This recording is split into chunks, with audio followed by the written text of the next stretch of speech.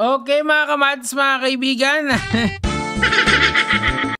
May nag-request kasi sa akin na i-cover ko daw yung mga banateros. Ngayon, wala naman ako liliwanagin ko lang Hindi naman ako personal na galit sa mga banateros tulad ni Jay Guevara. Actually, si Jay Guevara at one point in time, I believe naging friend ko siya sa Facebook and nakausap ko na to. Matino naman to si Jay Guevara. Pero pagdating kasi sa usaping political, magkaiba kami ng pananaw. And that's just that. Doon lang kami talaga nagkakatalo. Hindi na kami para mag-boxing doon. Pero pwede naman. Try lang. Papawis. O kaya ano na lang. Jogging na lang. 1 oras.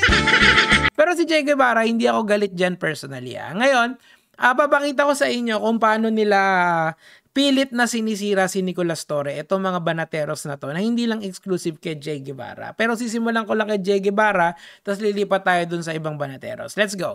Yun, shoutout kay General Torre. Bakit? Kasi parang nangihinayang kami kay Baste. Pag siya yung lalaban sa... Bakit ka mamanghihinayang kayo kay Baste? Tayo. Bakit? Siguro mas maganda kung ako na lang na pag-usapan na rin namin ng banatero. Ayun naman pala. Ngayon kasi, di ba nag-boxing nitong linggo? No show kayong lahat Di ba? Hindi kayo dumating Pumunta may isa bang nagrepresenta sa inyo. Sana nung bumibilang na ng 10 yung referee, sana may isa doon na sa inyo nagaling na, oy, ako ang lalaban para kay Daddy Baste. Wala naman di ba? Terus na ako na lang yung lalaban sa iyo. Actually malaking tao tong si Jay Guevara. As in, malaki talaga yan. Kahit paano naman tsaka yung anong boxing gusto ko Halikan. Anong gusto mo, Papa? Yung sa UFC ba? UFC? Banana ketchup? Ako, gusto ko din yun. May fried chicken. May pork chop. UFC, MMA.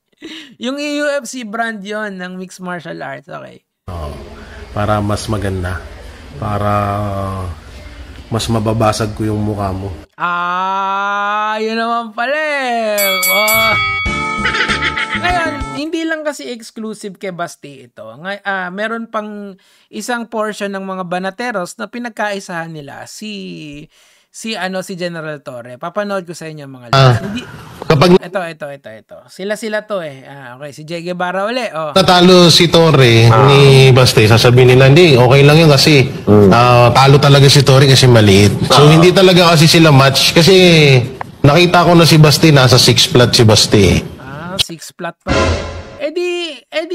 Kung alam mo kasi, pumalag naman si Torre, whether or not physically unequal sila or may lamang sa kumbaga liyamado na si Baste sa edad pati sa laki, good for you, di ba? Bakit kayo pa? Kung ikaw ang magsasab, kung dehado yung kabila, di ba ganun yung tamang pag-iisip nito, yung tamang logic ba? Bakit kaya ganun, tol? Bakit ikaw ang humaharang? Tuloy. So malaking tao, no? So, lugi talaga. Ikaw malaki ka din naman Si Torre. Advantage lang yun, malaki. Kahit sa lang anong larangan, advantage lang. Totoo naman yun. Kaso, end of the day, sa skill yan, kung hindi naman kayo mga professional, kung may lamang ng onti sa inyo sa training, sa cardio, yung kalaban, may pag-asa pa rin manalo yung kalaban. Kung batak si Torre sa training bilang PNP, batak din si Baste yan. Batak din yan sa Bumabatak? Araw-araw yan nag-i-ensayo. Hindi. Araw nagtetebat. So, joke lang. So, una, para sa akin, hindi sila match. Talagang makakawawa lang si Torre. Di yun naman pala di dapat lumaban siya. Bakit ikaw pa ang sasalo? Ang labo malabo yan, Jay. Pasensya ka na, tayo. Pag usaping politika, magkalaban tayo. Tuloy. At yung basag niya mukha, lalong mababasag yun. Parang ang gwapo Gwapo mo, idol. Pero, siguro, mas maganda kung tayong dalawa, Torre. Yun. Siya na naman. Pero hindi dyan natatapos. Kala nyo natapos na dyan. Hindi pa mga lods. Meron pa yung isa. pinagkakaisahan nila si General kapag Torre. Papakita ko sa inyo mga lods. Teka, ito. Sagot. Etong isang banatero, ito kamatch ko eh. Ni Torre ay panduwag. Bakit panduwag, idol? Explain mo kung bakit panduwag. Mga partners, ang ganda ng ano ngayon. Pagka tinignan mo yung Facebook ngayon, ang daming gusto mag-boxing. Ang daming gusto maging boksingero. Buong Pilipinas ata naging boksingero. Wala na ako mahanap. Kuinig lang ako taluhod. Nako. Panoorin nyo. Panoorin nyo. Pero hindi, explain ko na lang dito. Sige. Kasi, para sa akin, tayo hindi po tayo nagpo-promote dito ng away. Okay? Yung amon nyo nga yung nagamon ng suntukan eh. Pangduwag ang sagot ni Torre sa hamon na boxing ni Vice Mayor Baste Duterte. Hindi ba mas duwag yung hindi dumating?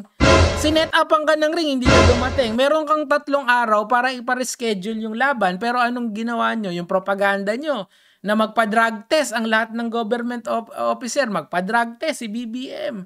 Diyos ko, lumang tugtugin na yan. Ibahin nyo na.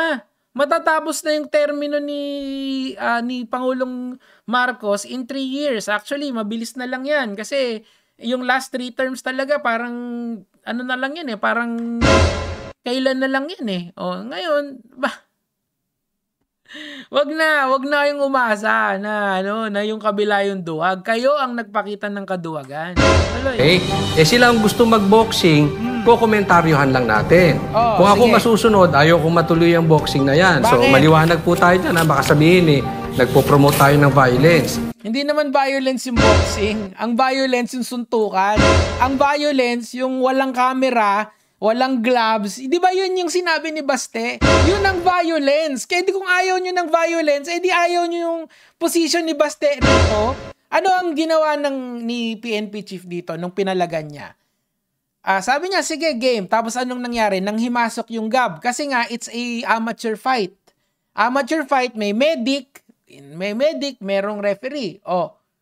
So ano pa yung doon? Ano pa yung pagpo-promote ng violence doon? Ang pin-promote doon, sports. Ang pin-promote doon, charity para sa mga binahan. Tatanga talaga nitong mga to, men. Like, ano ba? Iba ba yung pinanonood nyo sa amin? Alam niyo yung multiverse, 'di ba, sa Marvel, 'di ba, may multiverse theory ba? Baka nasa anong multiverse bang DDS? Hindi, seryoso, real talk 'yan. Kasi parang iba yung pinanood nila, iba yung pinakinggan nila. Bakit ginagaslight nyo si Torre na siya pa yung mali? Hindi. Si Basti yung naghamon, si Basti yung bayolente. Pinalagan lang yung bayolente ng maayos. Inilagay lang sa pwesto, inilagay lang sa tama. Tuloy. Kaya lang, para sa akin kasi, yung sagot ni Torre ay panduwag. Bakit? Ito maganda. Kung ako kay Baste, hindi ako talaga lalaban eh. Bakit? Pansinin nyo ang Facebook ngayon. Ano na ang post? Puro boxing. Puro yung ensayo ni Torre. Mag-ensayo din si Baste. Bakit mali? Diba? Hindi ko maintindihan eh. Masama ba na mag-promote ka ng boxing as a sports? Ibig sabihin ba masama si Manny Pacquiao? Hindi. Gumagawa na lang kayo ng palusot kasi nga pahiya. Pahiya habang buhay. Lamang si Torre dyan. Matalo, manalo si Torre, panalo si Torre. Matalo, manalo si Baste, panalo si Torre. O sino ba yung nagamo ng suntukan? Next time kasi, sabihin nyo dyan kay Baste, wag matabilan dila. Hindi, in English, do not say what your mouth cannot cash out. Okay? Hindi ko nakalimutan ko na yung English term dun eh. Or wag salita ng salita kasi pag pinalagan ka, yari ka. Ten. O sige na, yun lang. Gege mga lods.